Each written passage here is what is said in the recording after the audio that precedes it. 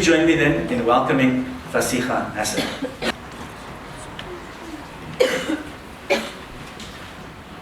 Assalamu alaikum wa rahmatullahi wa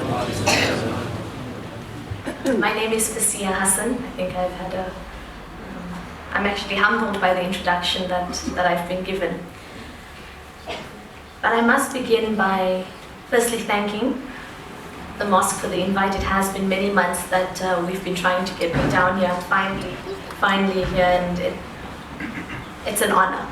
It's an honor to be in such a space that I know was fundamentally part of the anti-apartheid struggle that is iconic for us as a Muslim community, and that really, for me, represents what it means to be a Muslim activist. So thank you for the opportunity to speak in such a historic space, and inshallah we'll have I'm sure, a very robust discussion. But just at the outset, I'm not the vanguard of information. I don't know all the answers. I'm figuring it out as much as anyone else is as we go day by day. So some things we get right, some things we don't. And I'm not trying to dictate a particular narrative, but this is just some of my analysis and some of my thinking, particularly over the last few years. And I must begin by speaking about what it means to be a young person in South Africa, about a young generation who is interrogating all the notions that we were taught, interrogating the idea of what it means to be a so-called born free, the identity politics of what it means to be a young Muslim person of color in a South African society, what is political freedom, what is economic freedom. And all of that led us into a space of the 14th of October 2015, when myself and others woke up in the very early hours of the morning. We sat down on the ground, and with an unfaltering conviction, we didn't move.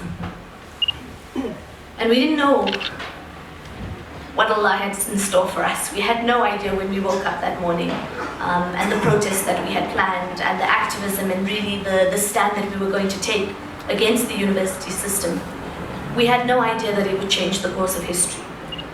We had no idea that we would change the narrative of higher education and what it meant to access higher education as a person of color. Nor did we know that we would spark a debate that would reignite the fighting spirit that has been so dormant in young people. You know, when we sat down on those tar roads, all we could think about was that 10.5% increment, and what that increment would mean for the working class and for the black child. We were verbally abused, we were physically abused, threatened, almost driven over, and in some cases, people actually were. But we remained steadfast. And it began with a small group of students, about 20 or 30 in the early morning, but by midday, we had mobilized hundreds, if not close to 1,000 people. And in the upcoming days, other universities had contacted us. By the Monday of the following week, every single institution of higher learning was shut down in this country. And it was then that we realized the power of a mobilized youth to shake the core of an unjust system. But what is that unjust system? Not many people really interrogate what that means. And perhaps we make the assumption that people do know. But higher education as it is structurally racist. It seeks to exclude people of color, and particularly poor people, on every single level. And it's important for us to give examples. It's important for me to justify and contextualize what that means. A student walking in from rural Eastern Cape, who may have overcome the difficulties of basic education, it's an achievement that they're even walking into a WITS or a UCT, now walks into a space where English is their third or their fourth language. They're learning very advanced content in a language that's not their own. They may or may not be funded by the government, which means they may or may not have accommodation. If they don't have accommodation, they're likely to sleep in a library. They're likely to sleep in a toilet. And these are real, lived realities of young people. They may not even have access to textbooks. They spend the night in a computer lab trying to complete an assignment. And when they walk into class, they sit next to their privileged contemporary who has had every opportunity, who's gone to the best school, who's had every tutor, every textbook, everything that was needed for them to succeed. And yet they are expected to be on the same level. Because education as it stands is not about how smart you are. It's not about how hard you work. It's about what's in your pocket, and it's about what you can afford. That commodification of education is what we've been fighting. And Fees Must Fall was led by women. You might have seen this. It doesn't mean that there were not men in the front, but it was majority led by women, particularly young Muslim women, because we identified our role as Muslim youth in society, that being a Muslim is not just about the ritualistic elements, that in our lived everyday experience, we must push and fight for social justice. And that was the motivation behind many of us getting as involved as we became. And now to tie it into a very Islamic perspective. The Prophet ﷺ was a revolutionary. He was a radical of his time. He challenged the status quo. He swam upstream, and he shook the core of an unjust system. If we look at the Battle of Badr, here was a situation in which a very young Muslim community in society had all the odds stacked against them, had the system and the structure stacked against them. You can look at it mathematically, you can look at it in terms of power dynamics, you can look at it in almost every instance. They were destined to lose. And yet they went out, the Prophet ﷺ led them fearlessly and said that they're going to change discourse, they're going to change the history of Islam. And they did. And when we are on the front lines, when the police have their guns armed and they're about to open fire, when they're about to release tear gas and stun grenades, and I'll speak from personal experience.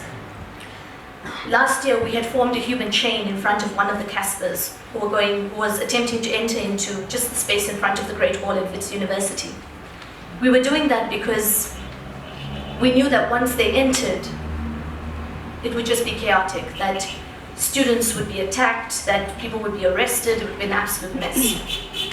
And in holding that human chain, I was standing just on half of my body was in front of the Casper and the other half not. But I could see the policeman with his gun ready, pretty much ready to run us over. And it was in that moment that I asked Allah not just for strength, but for something beyond that. Because as a student leader, I knew that I was responsible for thousands of people behind me. I knew that I was responsible, and not just me. We knew as a campaign, as Fees Must Fall, we were responsible for the future of this country. And that had Allah not led us in a particular direction, we would not have, number one, made it out okay. Because, I truly believe in the power of Ayatul Kursi. I know people speak about it and you read about it, but I can tell you I truly believe in it. Because at every moment when I've read it and when I've asked Allah for guidance and for assistance, He's never failed us. And when you are on the front lines, when everything is difficult, when society doesn't understand what you are saying, when you have a grandmother from rural KZN who walks into your office and says, I've come with my granddaughter or my grandson. They haven't applied. They may or may not have the marks, they've come with a bag and the clothing on their back. And I've had grandparents sit in my office and cry because that's all they've got left. That the money that they had to come to Wits was just enough for two people. They can't go back home with their grandson. It's just enough for one person. And what this education means. And the point that I'm making is that we need to draw strength and courage from the Battle of Badr, from when Islam was not easy to practice, when it was at a time in which you were constantly persecuted, when all the odds said no, you said yes, and you fought back. Because we can change the status quo. We can actually realize what we call not just political freedom, but economic freedom as well. That we can become a society that can reflect. I'm now cautioning myself to use the word rainbow nation, but we can realize a society that's more equal than it currently is. But we also need to ask ourselves as a Muslim community, are we as involved in greater society as we should be? Because a growing trend, and we must be honest about this, is that we have become very insulated. That we only get involved in projects and campaigns and initiatives that affect us, that affect me, that affect the Muslim community alone. And what that has resulted in is a lack of dawah, actually. Because when we were at the front lines as young Muslim women, what we showed society is that we can break all the stereotypes. That we don't have to change our identity as Muslim women and Muslim young girls and politics. Because very often there's a notion, and I see particularly when I led the MSA, that living in a Western society we must adopt a Western identity, a Western narrative. And therefore, I'll be religious later. I'll pray my salah later. I'll, put on hijab later. I'll defer everything to when I'm not a young person, right? To when I'm not in this space. And part of the difficulty we've had, and part of what we're trying to change, is the intersection of those identities and the fighting back of those notions. But yes, are we as involved as we need to be? And I think the answer is no. And that's something that we need to be very self-reflective on. We need to understand that being a Muslim person, particularly in a society, in a country that's not just Muslim, means that we must get involved in other spaces. And it means we draw people to the fold of Islam through it, through our actions and through our character and through our identity. But I also cannot stand here in the Western Cape and also not speak about the political dynamic and the current political situation. I must speak about Tafelberg. Comrades of the Western Cape have been very involved in this particular initiative about access to affordable housing. And that's not something that we have been vocal enough about. The Western Cape government had a choice: provide much needed affordable housing or further the interests of the private elite. And of course, the latter was chosen yet again.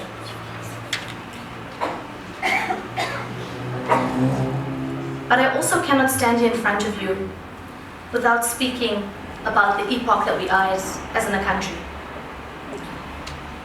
The bitter truth is that we failed our people a long time ago.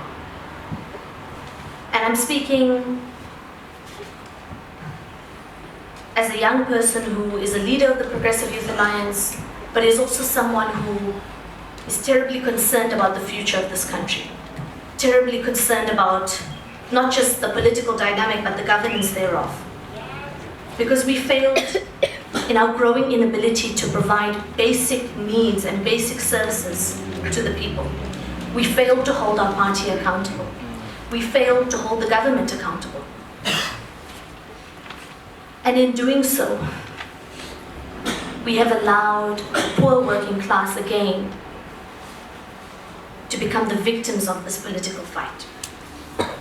And we must also talk about collective outrage of society. There's outrage at Suma Must Fall, there's outrage at Ngandla at state capture. But where was the outrage when 34 miners were assassinated and really massacred in Marikana? Where was the outrage when our masses of the people did not have their grants paid and had faced the fact that they would not be able to put food on the table? Where was the outrage when it comes to issues of land redistribution? Selective anger and activism must be called out for what it is. And this further seeks to entrench the juxtaposition of class and race. Why are we not outraged when a young black woman, like I said, from rural Eastern Cape, cannot study because she was born poor and because she was born black? Why are we not only outraged when it's only our economy and our money which is at stake? Because we have become so consumed with lining our pockets, not just as a state, but as a society as a whole, that we have become so self-interested. And so when I hear about this outrage, I want to see everyone at the picket lines of all of these issues, not just fees must fall, not just about Zuma must fall, not just about the role of the Muslim community, but us actively taking a decision that every day when we wake up, we will draw strength from the Prophet ﷺ and truly effect what it means to be a Muslim. And that's the experience that I've had. That's the difficulty that we've faced. We've chosen the struggle of that free, quality, decolonized education. But it doesn't end there, it's merely the beginning. And what's wonderful about, I think, the audience is that there's a lot of young people.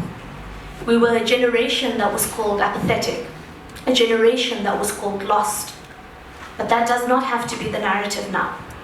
And it should be us as young Muslim people who are leading the discussion and who are leading the narrative in society. That is our goal here. And one of the last things I want to reflect on is the need for an intergenerational discussion. The need to learn from our mothers and our fathers and our grandmothers and our grandfathers who took very radical and revolutionary decisions to form part of the anti-apartheid struggle and to actively take part in the dismantling of that monstrous system. Where is that activism now? Where is that energy now?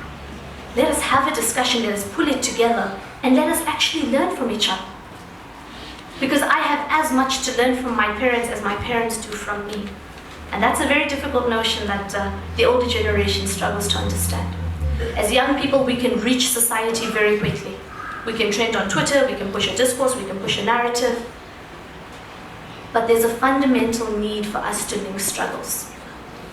And if there's one thing that I can leave everyone with today, it's about living Islam, breathing Islam. And we must not get too bogged down in trying to understand, or maybe not trying to understand, but too bogged down in the very particulars of it. You know, often I'll interact with young Muslim people who say the water didn't go between every single toe of mine, so now I don't think my salah was accepted. You've missed the point of what prayer is. You've missed the point of why we are here and of our role in society.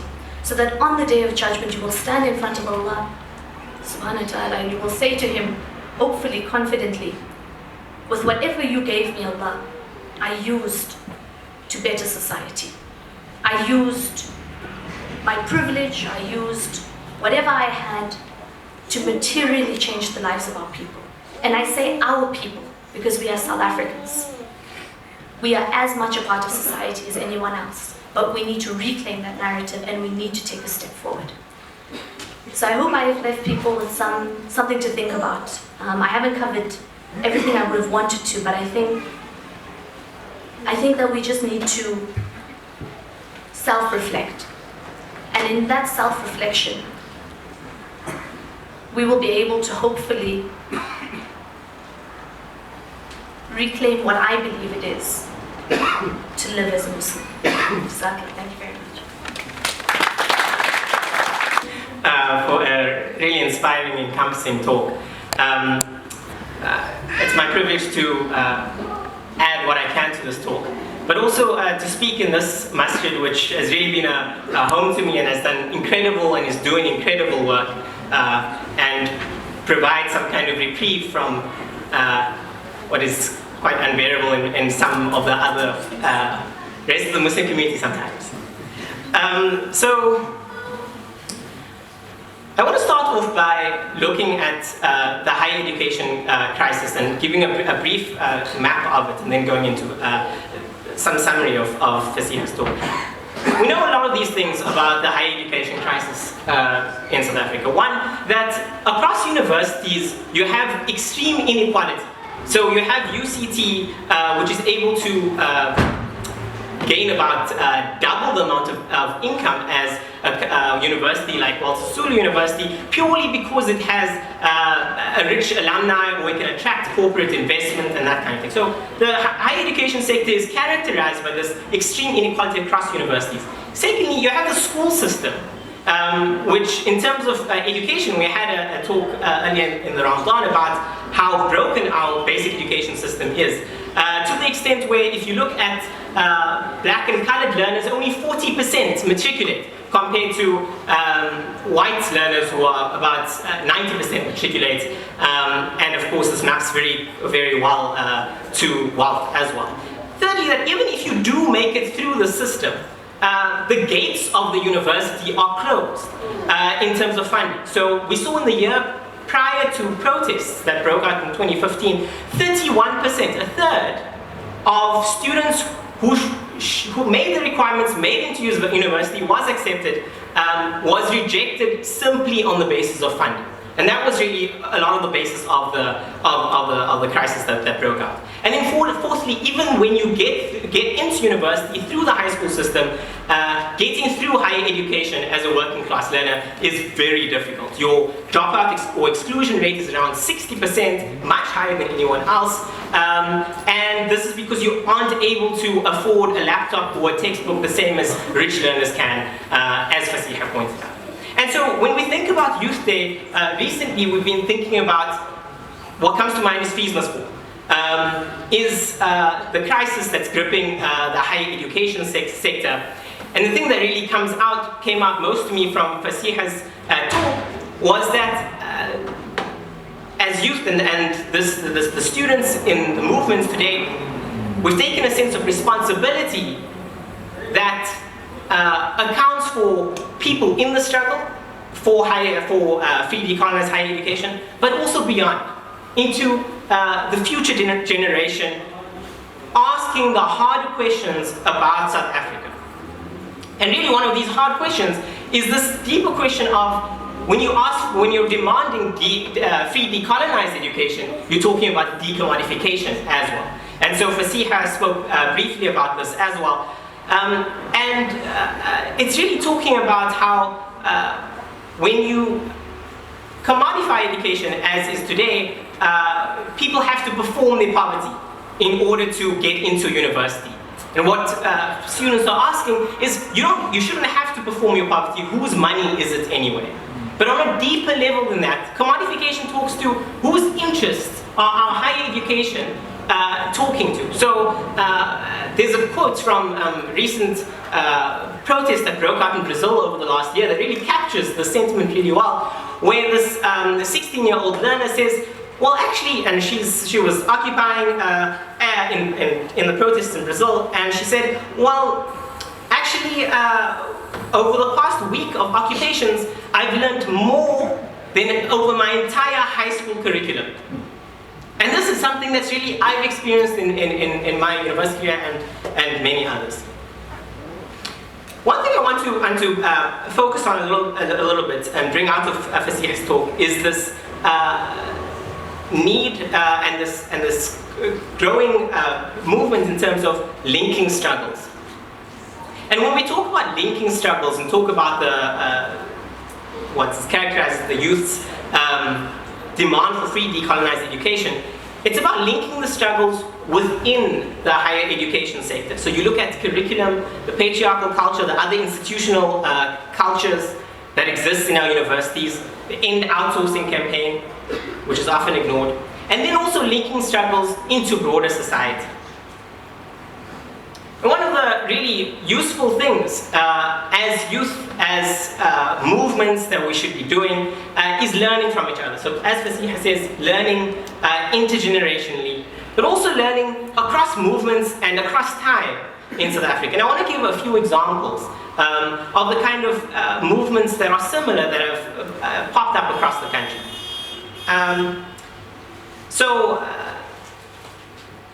And I mean, this thing of learning from struggles is something that comes out of the Quran very strongly. Today I recited some portions of the story of Nabi Ibrahim and Nabi Musa, and every time they come to the people, and the response is, قالوا يا أيها الساحر, you sorcerer, and every Nabi gets that. And the point here is that these mistakes and these struggles are repeated across time and across wherever we see it, and that's why we should be learning from each other. So if you look at Brazil, for example, I've given the example of Brazil and that quote. In the 1960s, you had in Ethiopia this massive student uprising that occurred in 1960, where students decided that it wouldn't put their foot down. And similar strategies were employed. And in fact, across all the examples, I give the same strategies were employed of shutdowns and of occupations. And the key lesson here is that in Ethiopia, they were able to really extend the struggle far past higher education into the actual central demand was for land redistribution in the country. And they got various sectors, like the taxi driver sector, to join in and say, hey, can we come together and coordinate our strikes at the same time, so that can we have mass community strikes. This happened in Chile as well in 2011. Canada in the same time, 2012, many other examples. And some of the lessons that we draw from this is one that these movements, the Fees Must Fall movement, really has a lot of power to change society, as FASIHA points out. The power of these movements to really influence society drastically. So in Ethiopia, it resulted in the dictator of the time being toppled. To some degree, similarly in many of the other examples. And secondly, I mean, something to draw hope from is in a lot of these examples, the movements actually took a lot of time to build. So in Ethiopia, you had your first movement coming up in around 1963, and then factionalism arises and it breaks apart. But by 1968, you have unification and a much greater movement coming around. Unification among students and unification across society. And similarly for many other examples. And so, I mean, this is one of the worries that a lot of people have, but we shouldn't be too worried about how much time it's taken or about the mistakes, because mistakes are a natural part of movement building, and these things do take time.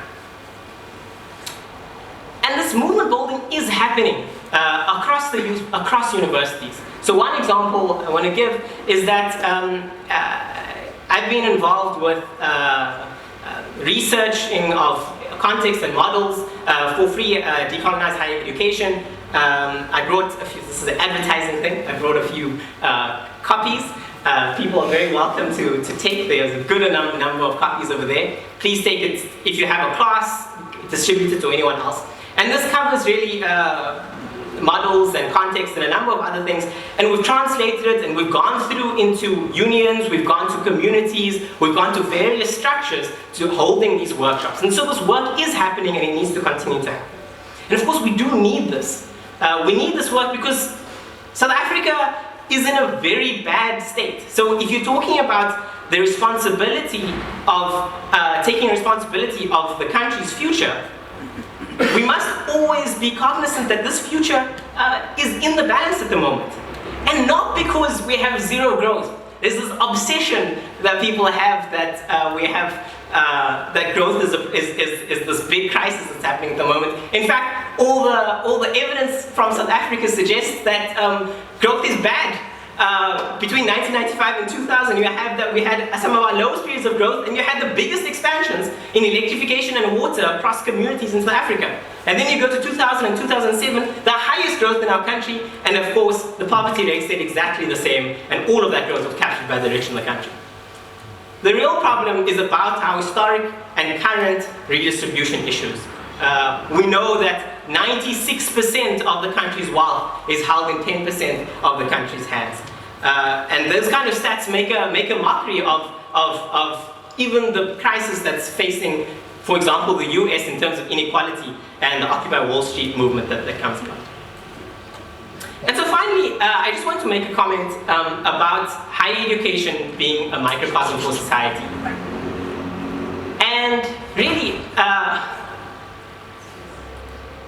when we talk about learning from struggles, it's about learning from each other and taking responsibility.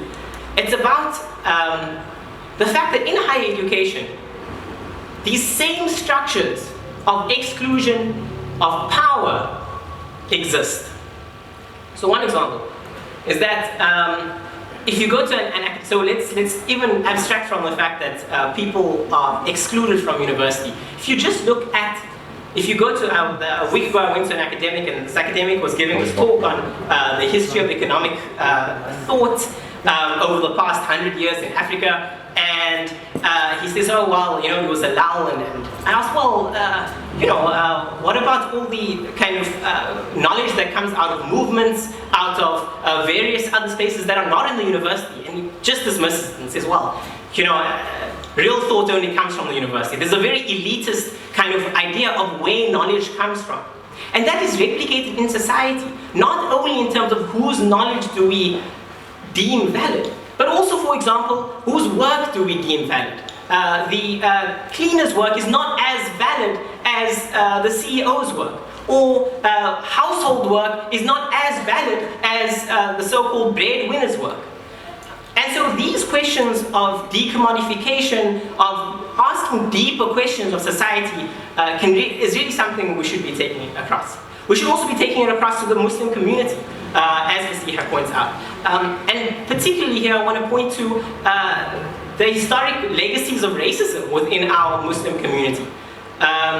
So you have very strong anti-African